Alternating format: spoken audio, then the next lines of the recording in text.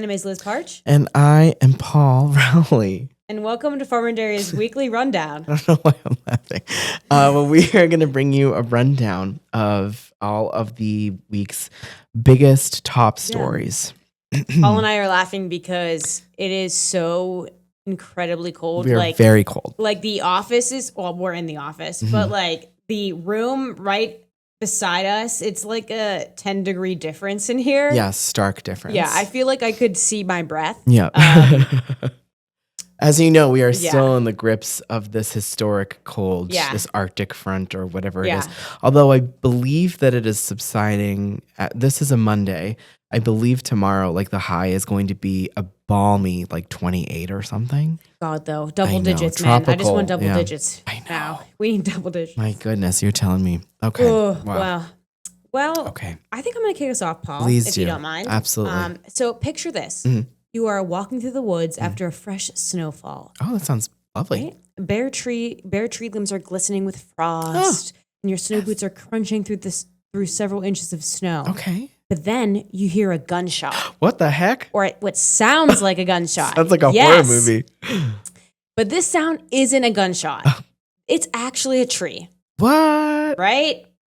Plot twist there. Yeah. This rare phenomenon is often called exploding trees. Oh. And when cold temperatures cause trees to expand and split. Oh. So before you can really answer, what that, or understand what that is, because I'm sure, a lot of people have been talking about this kind of phenomenon I've a lot. seen it like in the internet. Yeah, it's really come into popularity right now. Yeah. But you really need to understand how trees kind of cope with cold temperatures in winter before you can understand why this happens. Yeah. So starting in fall, trees go through a process called hardening off. Oh. And one of the ways it does this is the trees relocate freezable water from living cells. And these living cells are located in between the bark and wood of a tree. Okay. And this water is relocated into spaces between these cells. So this allows ice crystals to form outside of these living cells if extreme cold occurs. And that's important. That's important, but we'll get to that. So that's why, if you're wondering why red and yellow leaves are seen in the fall, it's actually a signal of that tree kind of beginning that process of hardening off. It's also called cold acclimation. So more accurately, exploding trees is known as frost crack. That's the more, I guess, appropriate term because these trees don't actually explode. They just kind of crack. Okay. But yeah, so this occurs when unusual fluctuations in temperature are present. So, warm temperatures to cold. Okay. So these warm temperatures cause the tree to move water back into living cells. But when freezing temperatures strike suddenly, the water in these cells crystallizes into ice, causing the ice to expand. Oh. And this puts substantial pressure on wood fibers of the tree, leading the tree to split. Wow. So that's why it is important that the tree, moves this water in between these living cells because it kind of prevents this from happening. Okay. But when you have these warm, cold days that are back to back, this can happen. Wow.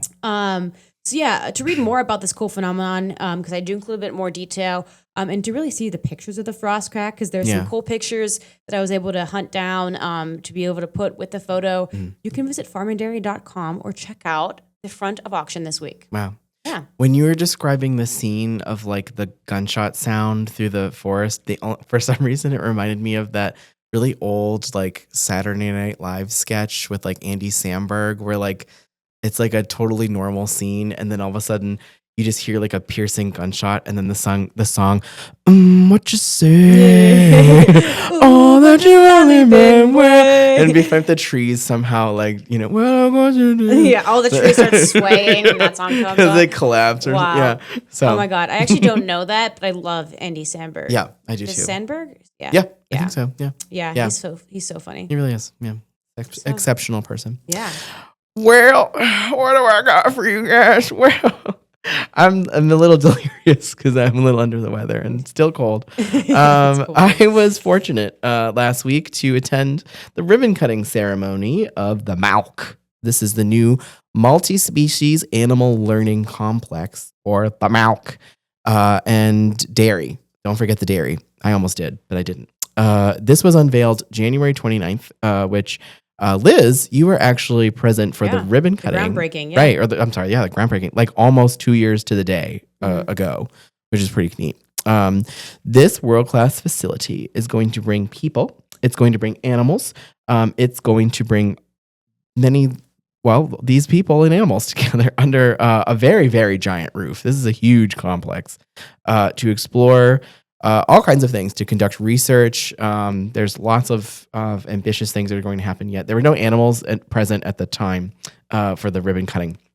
But in addition to all of the work that's going to be happening to like expand student learning and push the boundaries of agriculture and all these cool things, one issue that they're definitely a speaker told us about that they're going to explore here is not just food for thought for scientists, but one important for everyday people, which is how does what we eat end up in our grocery stores and or on our plates eventually, which is kind of neat.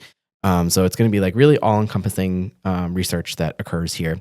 The Malk is the second facility of 3 to be built at the Waterman Agricultural and Natural Resources Laboratory on the main campus of Ohio State University. The 3, this is the one that was built just a couple of years ago. So it's nearby. The Controlled Environment Agricultural Research Complex. This is where industry partners and scientists and students, they research sustainable indoor food production. Cool. Which is, I thought that was neat because we definitely need, I'm sure, as much food production as we can muster. And that opened in 2022. Inside the Malk, students will have opportunities to gain hands-on research with swine, equine, poultry, all kinds of animals. Those are the big ones, I think, but there's more. And the public is also going to have a chance to view the workings of modern livestock production and handling. There's multiple different wings and enclosed and I say enclosed because as I'm going to explain a little bit later, there's a huge emphasis on biosecurity here. So there's lots of animals that are going to be sharing technically the same roof, but very little else. And even the air, there was a lot of emphasis on the almost hospital grade filtration of the air in all of these different wings of the building, which is really cool. There's going to be educational displays, tours, and outreach programming for visitors who will be able to learn more about animal care, biosecurity, sustainability, and modern food production practices. So here's kind of a layman's guide of what you'll see in the Malk, which, as I told earlier, the editorial department of the paper, I reached on foot from the parking lot of a completely different place that Google Maps told me to go at the foot of a hill below this facility, which forced me to trek through knee-deep snow around a retention pond I was about going to fall into, I was pretty sure, until I finally reached the street above and then came out and joined a group of people that rode a comfortable bus ride to the Oh my God. And I was I don't know, but I'm just getting my steps in. Don't trust Google Maps. Work and work out. Yeah, literally. So I did it all that day. I hit my calorie goal. You enter into this kind of receiving area, front space sort of cool thing. That's where we checked in. There was a coat check there at the time, but I think the space where that coat check is going to happen is going to be an educational space, kind of for the general public. That was to the right. Then there's a sort of reception area to the left of the front entrance of the Malk. And then when you walk through the doors, you instantly enter basically a huge space where it's a gleaming equine arena. And it was really wow. It's the dirt is fresh, and it's it's very cool. And following the ribbon cutting, which took place in the arena, guests were invited to tour the facility and learn more about its role in shaping the future of agricultural education, research, and community engagement in Ohio.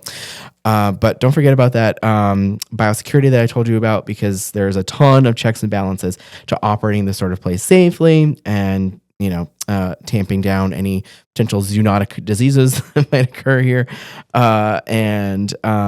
So they plan to be really, really hard at work to take care of all of that and to make sure that all of the animals that are kept in this facility are kept in pristine health, as well as the people who are there as well. For the full experience, check out the article in the paper. I think it was on the front page. Yeah. So, awesome. There you go. Yeah. Pretty cool. Oh, yes. All right. Well, this week, our editor, Rachel Wagner, wrote about a Harrison County man who won a new tractor Fun. in a nationwide contest hosted by Outlaw Truck and Tractor Pulls. Nice. Yeah, super cool. Congrats Yeah. to you. George Albertson of Bowerstown, Ohio, was the winner of the 2025 Superfan contest Wow. sponsored by Case IH. He received a Farmall 25 SC and $4,000 cash, Wow. which he picked up January 30th from Farmers Equipment in Lisbon, Ohio. That's cool. Yeah, it was really cool. Yeah. Albertson said he entered the contest, which saw thousands of entries from across the country on a whim after seeing a sign for it at the Carroll County Fair last summer. Huh. He said that the subcompact tractor, which comes with a front end bucket and a mower deck, will be perfect for maintaining a small property he owns at Leesville Lake. He even invited the representatives from Case IH, Outlaw Truck and Tractor Pulls, and Farmers Equipment on his pontoon boat. Ooh. Wow. Once he gets his property tidied up with his new tractor. So That's so neat. Super nice. Yeah. And congrats to you. It's really exciting. I love it, honestly, to hear like when people who like kind of could use the thing win a thing. Yeah. And then they're like, this is going to be really helpful. Yeah, people that need a little pick me up, win something. Right. Yeah, love that. It's always nice. That is very nice. Yeah. I just got chills, but it is probably less to do with the wind and more to do with the cold. Yeah. But that's very cool. Congratulations to him. Yeah. I guess I have something as well. So this actually comes from contributor Jake Sikowski. And he wrote a really thorough and really fabulous article, emphasis on the thorough article about how Ohio's 2026 gubernatorial race is shaping up already. I know a lot of our readers, if they're listening here or watching, they have probably seen this article and engaged with it already on our social media. It was lighting up there. Part of our online first mentality. Right. We're moving toward, even though we do love our dear print readers, and we still do. Oh, we do. Absolutely. Very much. But yes, we have to, think shift a little with the times. Right. So that is true. Yes. Thank you for that plug. So anyway, here's what Jake had to say from his conversations with the major candidates in the race. Agriculture is front and center of this race, and they touched on a lot of issues that are relevant to agriculture and also to our readers, of course. On the Republican side, we have a couple people. We have, first and foremost, Cincinnati businessman Vivek Ramaswamy, and he has been probably the early party favorite. He's backed by a couple of rare endorsements from Ohio Corn and Wheat. Some folks I actually just talked to recently for my article on E15.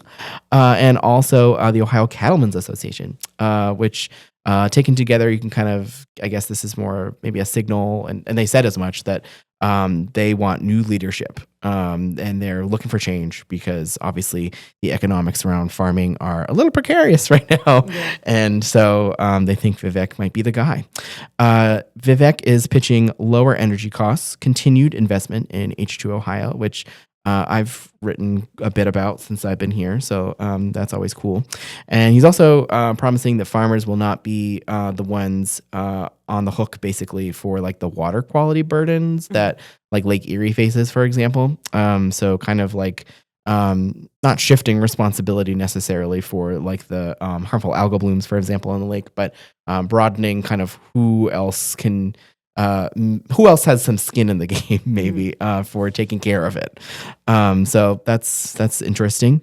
And what else? It's a very pro-production agenda that Vivek Ramaswamy has for the state.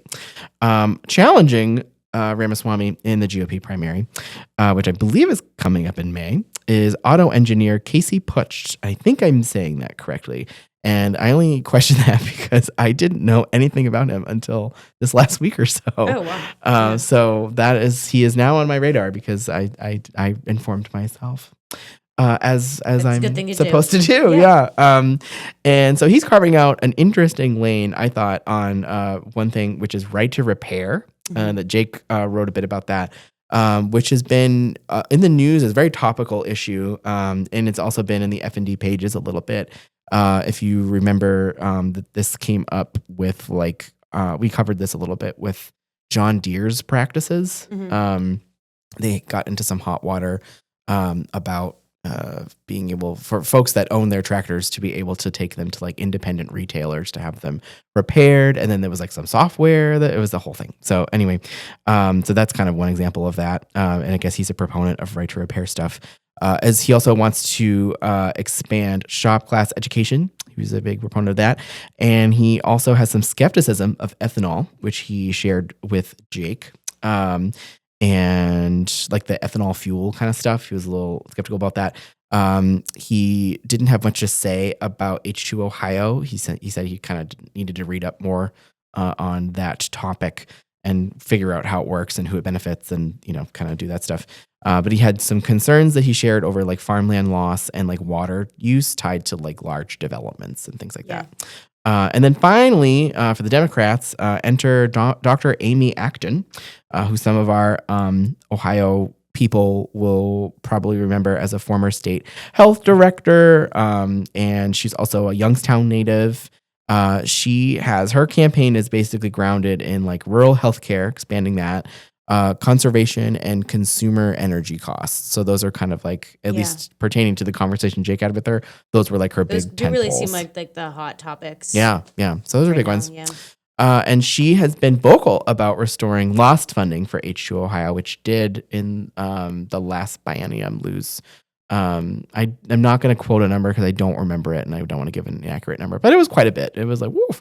But she's big on protecting Lake Erie and also reining in utility bills that are being driven by data centers, which have no doubt have read about data centers in the pages of Farm and Dairy recently. It's a huge issue right now. Right. Seeing lots of talk about that. Yeah. So Amy has lots to say about it, apparently. Cool. So to read just what she has to say about it and what all the other candidates had to say about all the other issues, because there's so much more. Because again, I will emphasize this is a very, very thorough piece. So great work from Jake. Read the story, which I think is also on the front page of the paper. Yeah, so. Honestly, let's give some applause to Jake for that. Yeah. It's a heavy lift. It really is. And like being able, like that is like what I think we need more journalists doing. Like, is it so helpful when you have a journalist putting because it's a lot of work to kind of find all of that and then being able, it's like presenting people with inform yourself. Here is what all of these candidates stand for. Yeah. And make your own opinions about it. So good on Jake for doing that. I think we need more people doing stuff like that for like elections. It's great coverage. Yeah, so, great. Yeah, very valuable. Yeah. Cool. Well, I will send us off with a fan favorite. Yes. Tammy Gingrich is back in the paper this week. Hey, Tammy. Oh, yeah. With a story about wolf trees. Oh. So this tree, which is very wide and thick, represents the history of agriculture in the country. And I'm going to tell you a little bit about why, or Gingrich is going to tell you why, and I'm going to channel her. So going back to the early 19th century, when European settlers began to arrive in North America, they cleared up to 80% of the land for tillage, pastures, orchards, and development. That's a crazy number. That is, pretty high. And occasionally a tree was spared and left in place to kind of mark a boundary between properties or to provide shade for livestock. So the species which were chosen to remain were ones that really just produced food like nuts or wildlife, or nuts or seeds. They had some benefits for wildlife. Those are the ones that were kept. The wolf tree got its name because it was the lone wolf that was often left behind. So with no longer needing to compete for light or water because all the other trees were cut down, these trees were able to start growing outward rather than upward, and grew way past maturity. So they really were able to flourish during this time. Yeah. But during the second half of the 19th century, when many farms were abandoned, pastures and fields began to regrow, allowing younger trees to grow upward. And in turn, they kind of surpassed the height of the wolf tree. This was kind of the start of the decline of the wolf tree, which continues until today. Although this may sound sad, Gingrich does say that these trees, both in life and death, continue to provide many benefits to wildlife. And she goes into all the details about how this tree supports so much wildlife. And you can read all about that in the front of our rural marketplace section this week, or if you go online to farmanddairy.com. Yeah, and you should. Yeah, and you should. Yeah. So you go read all the articles that we just mentioned. Yeah. So and more. Yeah, and more. So, well, Paul, I don't know about you, but I'm ready to it's be frigid warm in here. again. Yeah. So that is all of our top stories for this week. And, well, I guess we're at this part again. To read more, visit farmanddairy.com. You know where to find us there. Or find your local newsstand. Stop on over to our office. We'd be happy to provide you a copy of the paper. We don't have much time to talk, but nevertheless, say hello. Grab a copy. Yeah. And thanks for tuning in. Thank you for guys, and see you guys next week. I'm going to go take some NyQuil. Yeah. Well, maybe later, but okay. Bye.